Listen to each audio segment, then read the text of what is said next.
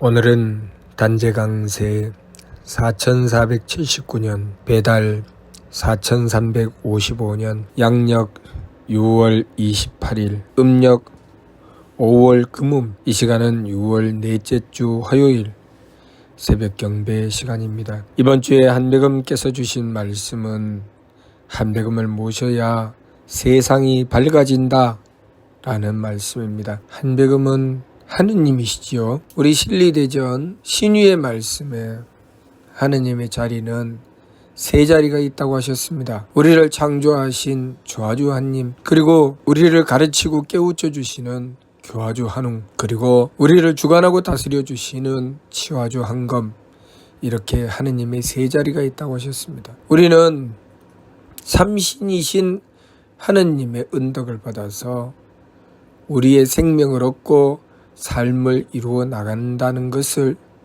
우리가 항상 잊지 말아야 합니다. 우리는 조아주 하느님에 의해서 창조되었습니다. 그리고 교아주 하느님께서는 우리가 어떤 존재이며 무엇을 해야 하는지, 하느님께서 왜 우리를 창조하셨는지 그 뜻을 분명히 밝혀주셨습니다. 그리고 우리가 하느님의 뜻을 받들고 살아가고자 할 때 하느님께서는 우리의 삶을 주관하고 다스려 주시니 그 하느님이 바로 치화주 한검이십니다. 이번 주 말씀, 한백음을 모셔야 세상이 밝아진다. 한백음을 모신다고 하는 것은 하느님께서 창조하신 뜻을 받들고 그 뜻을 이루어 나가고자 원도하고 정성 들이는 것이지요.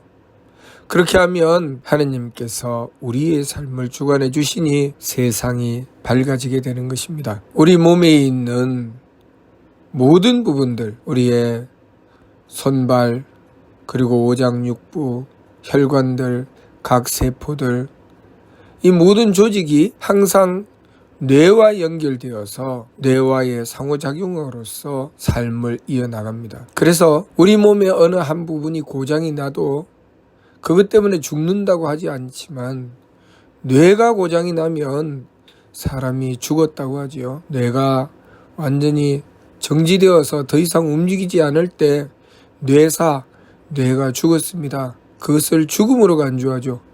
분명히 그 사람의 세포는 살아있습니다.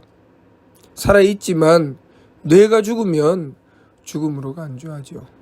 그러나 뇌가 살아있으면 다른 세포가 좀 죽어도 팔다리를 잘 쓰지 못해도 그 사람은 살아갈 수 있습니다. 우리 삶에 있어서 뇌와 같은 자리, 뇌의 의미를 가지는 자리가 바로 치화주이신 한검의 자리입니다. 하느님께서 우리의 삶을 치화하고 다스려 주시는 것, 그것은 우리가 마치 우리 몸의 각 세포와 같고 치화주이신 한검께서는 우리의 뇌와 같아서 우리가 철저하게 하느님의 은덕으로 살아가게 되는 것이죠. 만일 우리가 치화주 한검, 곧 한백음의 은덕을 받지 못한다면 우리는 뇌의 명령을 잘 받지 못하는 몸이 될 것입니다. 뇌의 명령을 받지 못하는 몸이 어떻게 되어 있습니까? 보통 아이들이 어릴 때 열병을 잘못 앓으면 마비가 되는 현상이 생기죠. 그래서 한쪽 다리를 못 쓴다거나 한쪽 팔을 못 쓴다거나, 그렇게 때로는 두 다리를 못 쓴다거나 뇌와의 관계가 원활하지 않아서 마비가 되는 경우가 있습니다. 그것을 무엇이라고 합니까? 소아마비라고 하죠. 한평생을 불구로 살아야 합니다. 건강하지 못한 몸을 가지고 살아야 하죠. 그렇다고 해서 쓰지 못하는 그 팔과 다리가 아주 썩어서 죽은 것은 아닙니다. 그 팔과 다리에도 피가 공급이 되고 그 팔과 다리에도 세포가 살아 있습니다.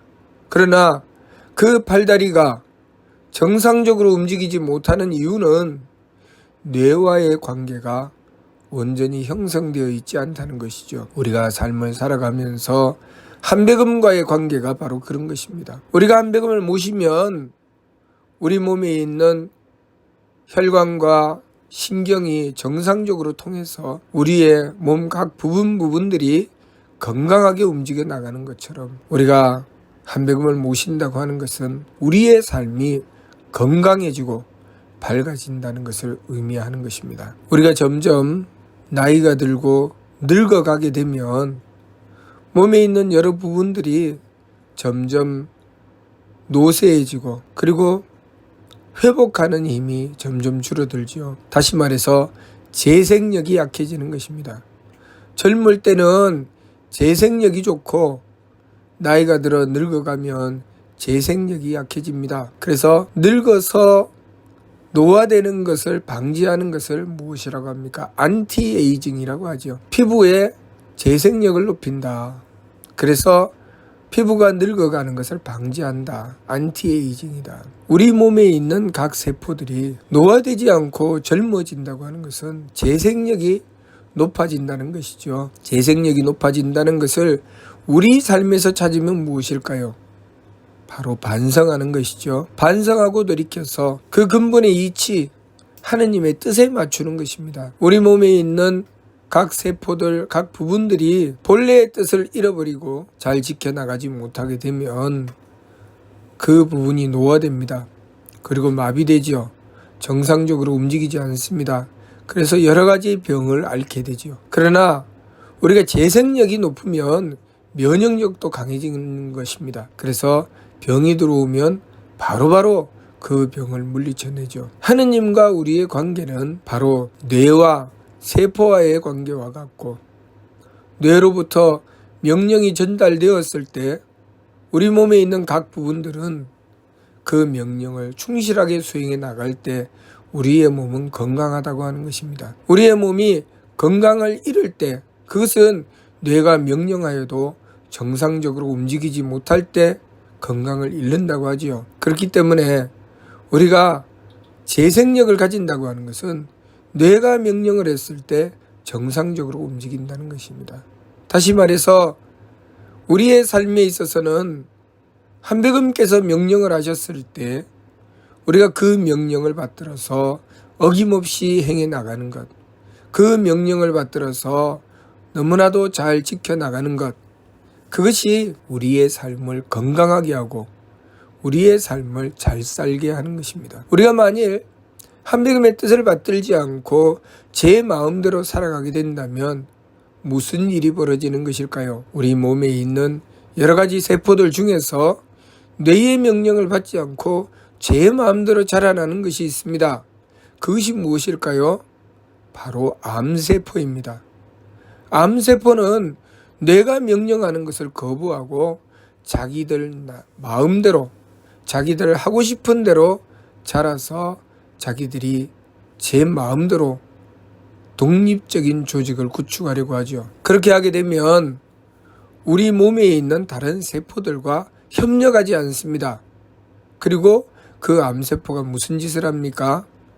우리 몸에 있는 다른 각 장기들이나 여러 가지 부분들을 자꾸만 암세포화 시키려고 하죠. 암세포로 점점 병들게 만들어가는 것입니다. 그리고 뇌가 명령하여도 그 뇌의 명령을 못 듣게 하죠. 결국 암세포가 독립적으로 그렇게 움직여 나가면서 저지르는 일이 무엇입니까? 결국 그 사람을 죽음에 이르게 하죠. 그 암세포가 점령하였을 때 그 암세포를 이겨내지 못한다면, 그 암세포가 정상세포로 돌이키게 하지 못한다면 그 사람은 죽을 수밖에 없습니다. 우리가 삶을 살아가면서 하느님의 뜻을 받들어 순종하여 살아가는 것은 마치 우리의 몸이 건강한 것과 같고, 우리가 하느님의 뜻을 외면하고 제 마음대로 살아가는 것은 마치 암세포와 같은 것입니다. 그러니 우리가 제 마음대로 내 욕심대로 살아갈 때 그 사람은 가정에서든 사회에서든 재구실을 할 수 있을까요? 재구실을 하지 않죠. 오로지 자기의 욕심, 그리고 자기와 뜻을 함께하는 무리의 욕심, 그 욕심만을 위해서 다른 이들이 죽든 살든 제 욕심만 채우려고 하죠. 우리 몸에 그러한 세포가 있으면 우리 몸은 점점 병들어가며 죽어갑니다.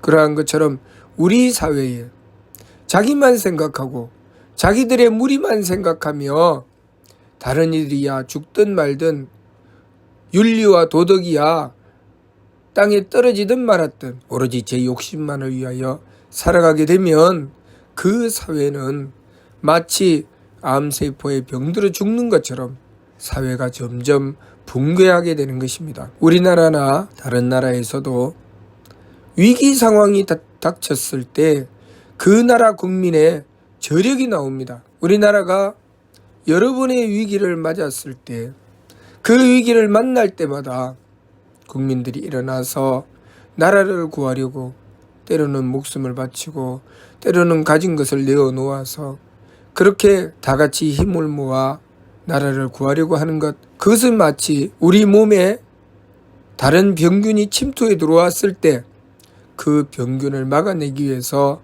우리 몸이 애쓰고 노력하는 것과 같지요. 그리고 무너져 있던 것들을 다시 복구해내는 것은 재생력과 같습니다. 그렇게 우리나라에서 벌어지는 여러 가지 재난을 사람들은 마음과 뜻을 모아서 함께 해결해 나갑니다. 그러나 그 사람들 중에서도 너희들이 아무리 그렇게 애를 써봤자 그것이 너희들이 인생에 무슨 도움이 되느냐.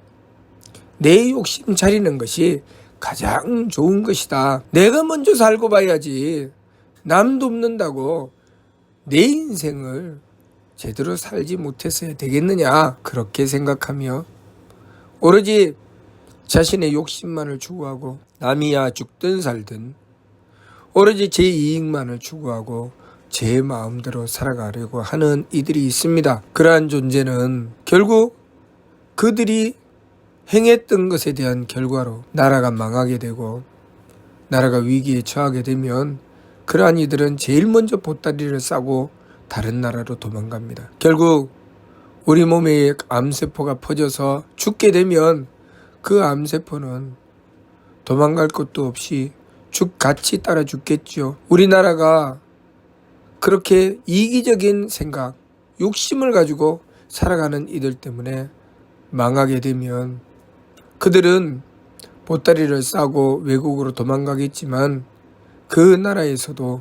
제대로 살아갈 수가 없습니다.